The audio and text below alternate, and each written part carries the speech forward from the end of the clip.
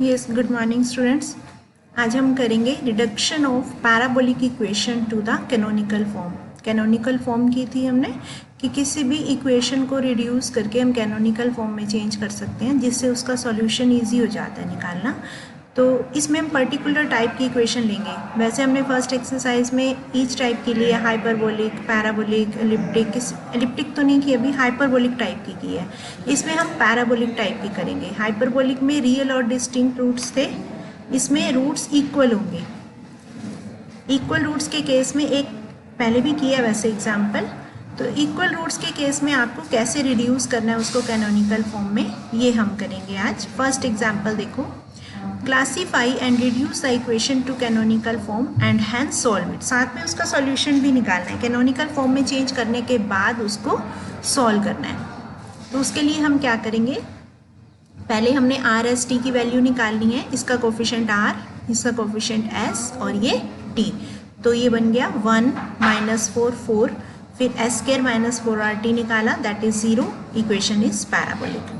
Parabolic के case में एक ही रूट आएगा क्योंकि इसका डिस्क्रिमिनेंट 0 हो जाएगा। इक्वेशन बनाएंगे quadratic equation, R lambda square plus S lambda plus T, तो उसके दो इक्वल रूट्स आ जाएंगे 2 2। अब ऐसे केसेस में एक को तो हम एक लैम्डा से तो हम एक सॉल्यूशन निकाल लेंगे, dy/dx प्लस लैम्डा करके। ये आ गया y + 2x equal to constant. एक सॉल्यूशन तो ये आ गया। अदर सॉल्यूशन के लिए हमें इसका इंडिपेंडेंट सॉल्यूशन लेना है, मतलब कि जिसका जैकोबियन 0 ना हो, कि ये जैकोबियन अगर हम निकालें वो नॉन ज़ीरो हो जाए। मतलब आपको ऐसा नहीं लेना कि 2y + 4x ले लो या 3y + 6x, इसका कोई मल्टीपल नहीं लेना। या तो इसका कोफिशिएंट चेंज कर दो या इसका कोफिशिएंट चेंज कर दो। जैसे हमने यहाँ y एज इट इज़ रख दिया, 2x की जगह x कर दिया, इसको आप 3x 4x 5x कुछ भी ले सकते हो, इसको 2y + x ले सकते हो। मतलब हमने इसका मल्टीपल नहीं लेना और कुछ भी ले सकते हो, ताकि जब हम ये जैकोबियन निकालें तो वो नॉन ज़ीरो आ जाए। ठीक है, बस ये चीज़ इसमें समझने वाली है। बाकी सारा प्रोसीजर हमारा वही रहेगा जो हमने फर्स्ट एक्सरसाइज सेकेंड एक्सरसाइज में किया था। सेम वैसे ही आपको P Q R S T in terms of U and V निकालने हैं। पहले P निकालेंगे, करली z/x, उसको हम लिखेंगे करली z/करली U, करली U/करली x प्लस करली z/करली V इंटू करली V/करली x। यहाँ U और V की वैल्यू पुट कर देंगे, इनके डेरिवेटिव्स निकाल लेंगे विद रिस्पेक्ट टू x, वो हमने वैल्यूज़ यहाँ पुट कर दी। तो ये हमारा ऑपरेटर बन गया curly x is twice of curly u plus curly v। मतलब अगर हम इसमें से z बाहर ले लें तो ये आ जाएगा। Similarly we can find the value of q बन जाएगा ये। ठीक है, अब आपको r निकालना है तो इसका डबल डेरिवेटिव निकालना है। करली z/करली x को विद रिस्पेक्ट टू x करना है। तो इसको विद रिस्पेक्ट टू x करने के लिए पहले इसको विद रिस्पेक्ट टू यू करेंगे, मतलब उसका जो ऑपरेटर हमने निकाला था वो निकालेंगे और इसकी वैल्यू एज इट इज़ जो हमने ऊपर निकाली थी वो पुट कर देंगे। मतलब सीधा हमने ऑपरेटर अप्लाई कर देना है बस। बार बार वो पूरा प्रोसीजर करने की बजाय जो हमारा करली/करली x ऑपरेटर था उसकी जगह हमने ऊपर देखो करली/करली x लिखा था ना, ये ट्वाइस ऑफ करली/करली x की जगह ये लिख दिया। ठीक है, और करली z/करली x की जगह ये लिख दिया। अब इसको इस पर अप्लाई कर दो कि पहले इसके साथ, फिर इसके साथ, फिर इसका इसके साथ, फिर इसका इसके साथ। तो ये हमारे पास ये वैल्यू आ जाएगी स्मॉल r की। Similarly we can find the value of s and value of t, and substituting these values of r, s, t in equation 1, what we get after solving all this equation, थोड़ी calculation lengthy है but इतनी tough नहीं है, इसको ध्यान से करना है कैलकुलेशन को। We are left with only this term, करली square z/करली v square. Now it is easy to solve it simply by integration. First we integrate with respect to v and here we get function of u, क्योंकि with respect to v कर रहे हैं तो जो constant है वो u का function हो सकता है। फिर दोबारा with respect to v करेंगे तो इसके साथ v आ जाएगा plus another function of u, and then finally substituting the value of u and v, जो हमने u v सपोज किए थे वो u v वैल्यू वापस यहाँ पुट कर दो, that will be required solution।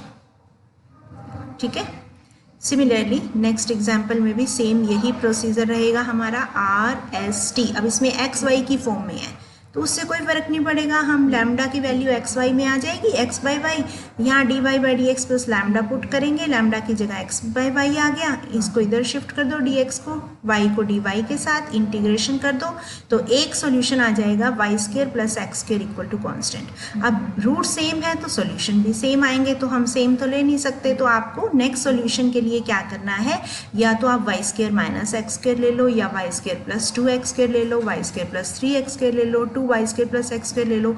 बस आपको इसका multiple 2y square plus 2x square नहीं लेना, बाकी आप कुछ भी ले सकते हो, इन दोनों के मल्टीपल में से एक का मल्टीपल चेंज कर दो, जैसे हमने यहाँ माइनस लगा दिया वाई स्क्र के साथ, आप एक्स स्क्र के साथ भी माइनस लगा सकते हो, 2 भी लगा सकते हो, 3 भी लगा सकते हो, कुछ भी कर सकते हो। तो वहाँ से आपके पास u v आ गए, बस ये चेक कर लेना जैकोबियन नॉन जीरो आना चाहिए। फिर आपको again you have to find the value of p, q, r, s and t in terms of u and v। यहाँ से हमने p निकाला, q निकाला, वापस उसको डबल डेरिवेटिव निकाला, फिर r, s, t की वैल्यू आ गई, ये वैल्यूज़ हमने वापस गिवन इक्वेशन में पुट कर दी। फिर इस सारे को सॉल्व कर लिया। आप सॉल्व करने के लिए करना क्या होता है आपको, कि सबसे पहले curly square z y curly u square की टर्म्स कलेक्ट करो, जैसे 4x square into y square, 4x square y square आ गया, फिर यहाँ से minus 8x square y square आ गया, यहाँ से 4y square into x square आ गया, और बस ये 3 टर्म्स आएंगी, तीनों कैंसिल हो जाएंगी क्योंकि -8 है, ये +4 है और ये +4 है। Similarly then we find the coefficient of curly square z by curly u curly v. क्या क्या आ रहा है इसके साथ, ये आ रहा है 8x स्क्वायर वाई स्क्वायर, और यहाँ से -8x स्क्वायर वाई स्क्वायर, ये भी कैंसिल हो जाएगा। फिर curly square z by curly v square के कोफिशिएंट कलेक्ट किए, फिर curly z by curly u, curly z by curly v. फिर उस सारे को सॉल्व करने के बाद आपके पास just this equation is left here, and integrating it partially with respect to v 2 times we get the solution, and finally substituting the value of u and v। ये जरूर ध्यान रखना है, लास्ट में आपको x और y में ही answer निकालना है, u v में नहीं निकालना। जो हमने u v सपोज किए थे वो x और y में वैल्यूज पुट कर दो। थर्ड एग्जाम्पल देखो, इसमें भी एक्स वाई में है, थोड़ा सा चेंज है इसमें, ये हमारा लैम्डा आएगा y बाय एक्स, उसमें x बाय वाई आया था, इसमें y बाय एक्स, और जब हम इसको डिफरेंशियल इक्वेशन को सॉल्व करेंगे तो सॉल्यूशन बनेगा dy by Y plus dx by X log y plus log x equal to constant, and we can write it as X Y equal to constant, क्योंकि इसको e की power में change कर देंगे constant को, तो log इधर भी log ले लेंगे तो log कैंसिल हो जाएगा, तो ये बन जाएगा X Y equal to constant. एक सॉल्यूशन आ गया एक्स वाई। अब दूसरा आपने 2xy नहीं लेना, 3xy नहीं लेना, हम क्या कर सकते हैं, 2x ले सकते हैं, ओनली x ले सकते हैं, ओनली y ले सकते हैं, ओनली 2y ले सकते हैं, 3y ले सकते हैं, कुछ भी ले सकते हैं, बस इसका मल्टीपल नहीं लेना। और फिर आपका 2 टर्म्स आ जाएंगी u और v, फिर p q r s t निकाला, ये सारा कैलकुलेशन है, सारे डिफरेंशिएशन है, ये वैल्यूज़ आप वापस सब्स्टिट्यूट करोगे, फिर सॉल्व करोगे, and then finally we are left with this equation. अब इसको सॉल्व करने के लिए क्या करोगे, ये क्या है, second order linear partial differential equation. अब इसका सॉल्यूशन आपने अभी तक नहीं किया शायद, क्योंकि हमने किया linear partial differential equation with constant coefficient, और इसमें जो कोफिशिएंट्स हैं वो वेरिएबल्स हैं, है ना। तो इसके लिए हम क्या करते हैं, ये 5th चैप्टर में आता है शायद, कि इसमें हम सब्स्टिट्यूट कर देते हैं u और v को another function of x and y e raise to power x and e raise to power y। ये याद रखना है कि जब आपके पास ये कांस्टेंट वेरिएबल आ जाएं तो आपने सॉल्यूशन के लिए u हो, v हो या x y हो, स्मॉल x y है तो भी हमने ऐसे ही करना है कि उसको e raise to power x e raise to power y में जहाँ चेंज करना है, जहाँ जहाँ u v है वो e की पावर में चेंज हो जाएगा, और जहाँ x है वो log में चेंज हो जाएगा, x y इस साइड वाला, ठीक है। और जो हमारा पार्शियल डेरिवेटिव है करली जेड बाय करली वी है या करली जेड बाय करली यू है, वो डी और डी डैश जो होते हैं ना वो इसमें चेंज हो जाएंगे, डी की जगह डी रहेगा, डी स्क्वायर की जगह डी इंटू डी माइनस 1 हो जाएगा, ऐसे ही डी डैश की जगह डी डैश रहेगा, जहाँ डी डैश स्क्वायर है वहाँ D dash into D dash minus 1। ये थोड़ी सी चीज़ें याद रखने वाली हैं कि ये सीधा हम डायरेक्ट कैसे चेंज करेंगे, डी है खाली जहाँ डी है, ये डी डैश है, ये एज इट इज़ रहेगा, और जहाँ डी डैश स्क्वायर है उसकी जगह D dash into D dash minus one. Similarly D square होगा जहाँ D into D minus one हो जाएगा, क्यूब होगा तो D into D minus one into D minus two हो जाएगा, ऐसे चलता जाएगा। फिर इसको हमने उसी मेथड से, अब ये कांस्टेंट आ गए कोफिशिएंट, इसके कोफिशिएंट कांस्टेंट होंगे तो हम इसको उसी मेथड से करेंगे जैसे हमने 4th चैप्टर में किया था, और उससे हम सॉल्यूशन निकाल लेंगे। ये कॉम्प्लीमेंट्री फंक्शन आ गया।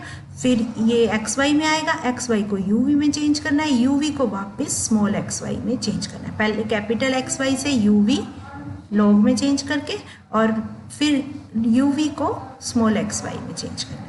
अब ये पर्टिकुलर इंटीग्रल है, इसको कैसे निकालोगे? डायरेक्ट भी निकाल सकते हो, e raise to power x minus 2y है तो डी डैश की जगह ये पुट कर देंगे y का कोफिशिएंट, डी की जगह x का कोफिशिएंट, और ये सॉल्व कर लेंगे। बट ये वो आ जाएगा, ठीक है, अगर हम डी डैश की जगह -2 पुट करते हैं, हाँ ठीक है आ जाएगा, उससे सॉल्व करके उससे निकाल लेंगे हम। तो ये एक्सरसाइज कंप्लीट कर लेना। Thank you.